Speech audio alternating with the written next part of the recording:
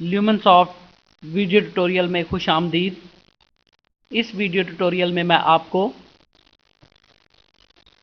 Product definition screen का brief introduction करवाऊंगा।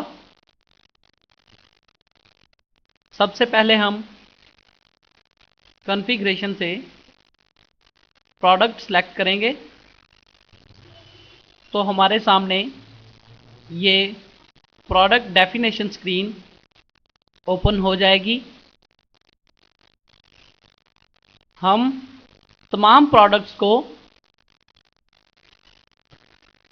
इस स्क्रीन की मदद से सिस्टम में डिफाइन करते हैं। इस स्क्रीन पे सबसे ऊपर ये लाइन आइटम का एरिया है। लाइन आइटम कारोबार की नोयत होती है, यानी हमारा कारोबार क्या है, गारमेंट्स है, कॉस्मेटिक्स है या कोई और है। लाइन आइटम के बाद ये प्रोडक्ट कोड और प्रोडक्ट नेम का एरिया है। हम प्रोडक्ट डिफाइन करते वक्त इस एरिया में वो कोड और नेम लिखते हैं जिस कोड और नेम से हमने प्रोडक्ट को सिस्टम में डिफाइन करना होता है। और ये अदर कोड का एरिया है।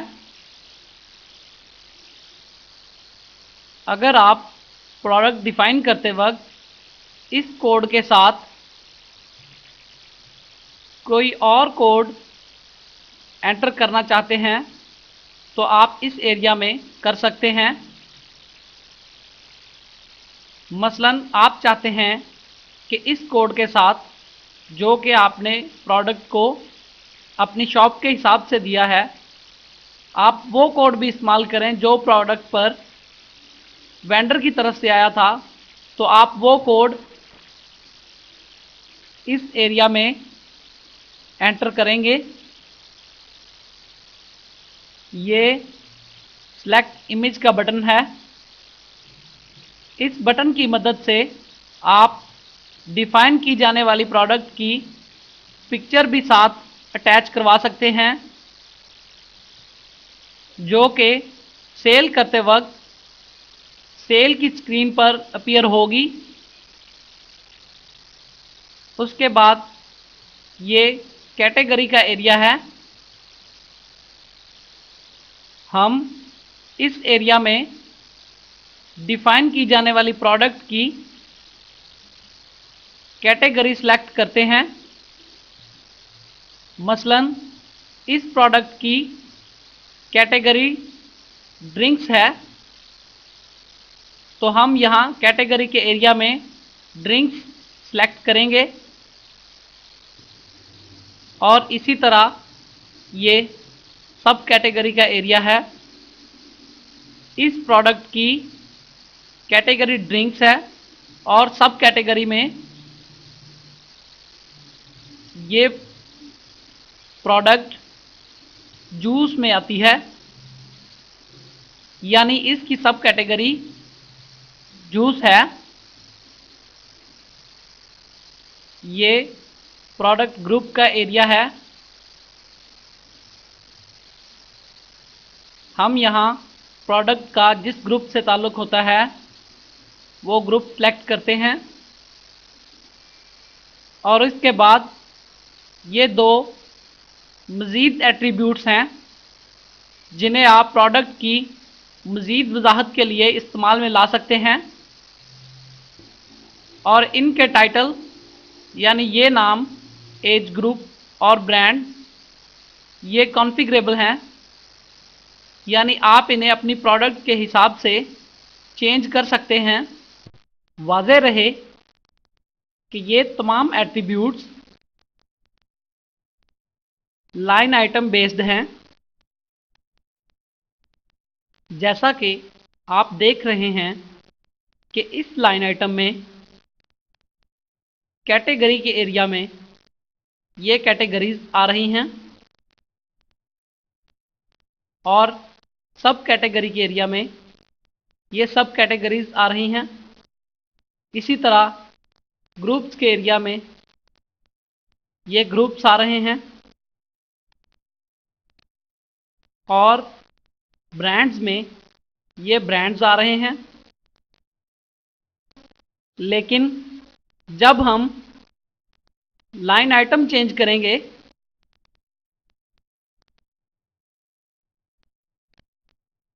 तो ये तमाम एरियाज क्लियर हो जाएंगे।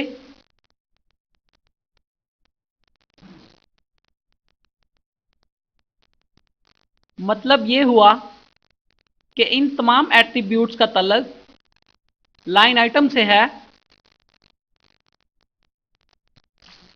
और ये प्रोडक्ट बेस्ड एट्रीब्यूट हैं, यानी इन एट्रीब्यूट्स का ताल्लुक प्रोडक्ट से है, ना कि लाइन आइटम से। जैसा कि हमने जब लाइन आइटम चेंज किया तो ये एरियाज क्लियर हो गए, लेकिन ये एरियाज क्लियर नहीं हुए क्योंकि इनका लाइन आइटम से ताल्लुक नहीं है। इनमें जो भी एट्रीब्यूट्स हैं वो आ रहे हैं। ये कैलेंडर सीजन का एरिया है, यानी कि जो प्रोडक्ट आप डिफाइन कर रहे हैं किस सीज़न के लिए है। और ये मज़ीद 3 एट्रीब्यूट्स हैं, यानी product gender, value addition, life type के एरियाज हैं। ये तीनों टाइटल जो कि रेड कलर में हैं, ये आप अपनी प्रोडक्ट के हिसाब से चेंज भी कर सकते हैं, यानी ये तीनों टाइटल कॉन्फ़िगरेबल हैं। ये एक्वायर्ड टाइप का एरिया है। इस एरिया में आप डिफाइन करते हैं कि प्रोडक्ट की एक्वायर्ड टाइप क्या है, परचेज्ड है या मैन्युफैक्चर्ड है। अगर डिफाइन की जाने वाली प्रोडक्ट परचेज्ड है तो मज़ीद इंफॉर्मेशन के लिए ये 2 एरियाज़ हैं कि प्रोडक्ट की परचेज टाइप क्या है, यानी प्रोडक्ट इंपोर्टेड है, फॉरेन है या लोकल है, और प्रोडक्ट का सप्लायर क्या है, यानी जिससे आप प्रोडक्ट परचेज कर रहे हैं। लेकिन अगर प्रोडक्ट मैन्युफैक्चर्ड होगी तो ये दोनों एरियाज डिसेबल हो जाएंगे और ये एरिया एनेबल हो जाएगा कि प्रोडक्ट की मैन्युफैक्चरिंग क्या है, आउटसोर्स है या सेल्फ मैन्युफैक्चर्ड है। उसके बाद ये प्रोडक्ट को डिफाइन करने के मोड हैं।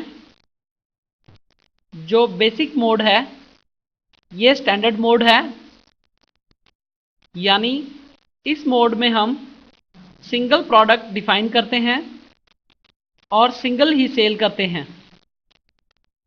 लेकिन असेंबली मोड में हम प्रोडक्ट्स का ग्रुप डिफाइन करते हैं और ये परचेज कन्वर्जन यूनिट का एरिया है और ये परचेज कन्वर्जन फैक्टर का एरिया है। ये एरियाज हमें प्रोडक्ट परचेज करते वक्त ये सहूलत फराहम करता है कि हम प्रोडक्ट को पैकिंग के हिसाब से एंटर करते हैं तो सिस्टम ऑटोमेटिकली उसको यूनिट्स में सेव करता है। मिसाल के तौर पर इस प्रोडक्ट की पैकिंग ये है कि एक कार्टन में 24 बॉटल्स, तो जब हम परचेज करते वक्त एक यूनिट एंटर करेंगे तो सिस्टम इन्वेंट्री में 24 पीस सेव करेगा। उसके बाद ये सेल टैक्स का एरिया है जो प्रोडक्ट परचेज करते वक्त अप्लाई होगा, और ये VAT यानी वैल्यू एडेड टैक्स का एरिया है जो प्रोडक्ट सेल करते वक्त अप्लाई होता है। उसके बाद ये एवरेज कॉस्ट का एरिया है। इस एरिया में हम प्रोडक्ट की कीमतें खरीद एंटर करते हैं, और ये डेट का एरिया है यानी जिस डेट में ये प्रोडक्ट डिफाइन की जा रही है। ये प्राइस का एरिया है। इस एरिया में हम वो प्राइस एंटर करते हैं जिस प्राइस पे हमने प्रोडक्ट को सेल करना होता है,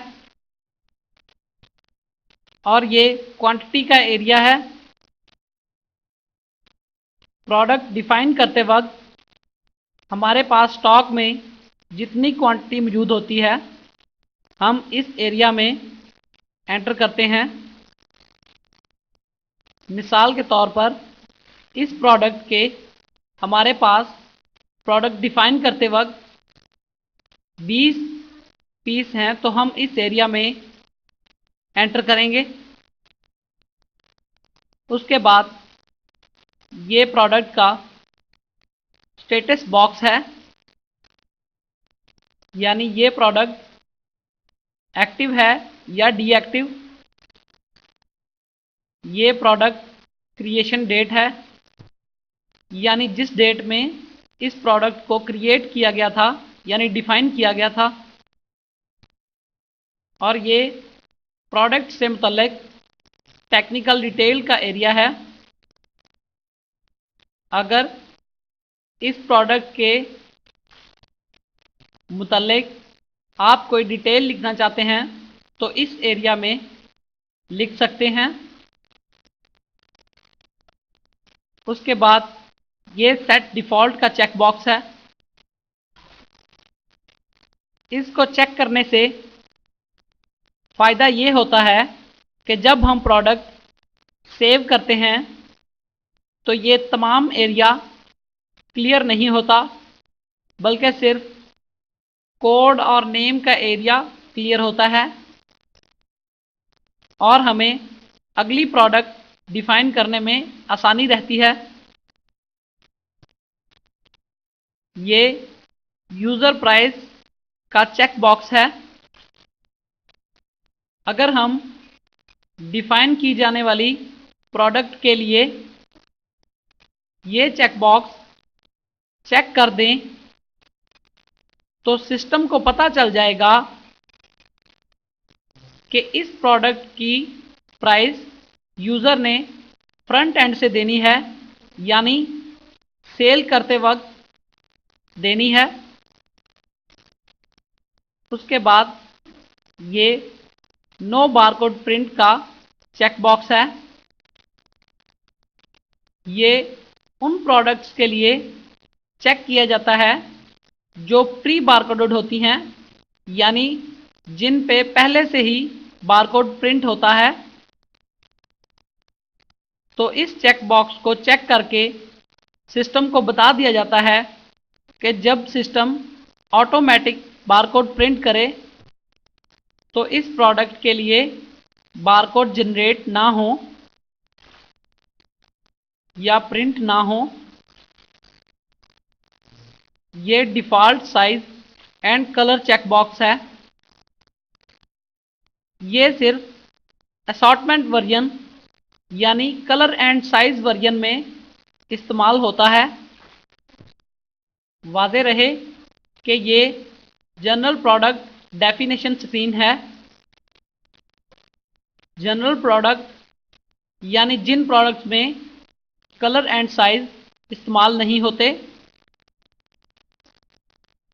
ऐसा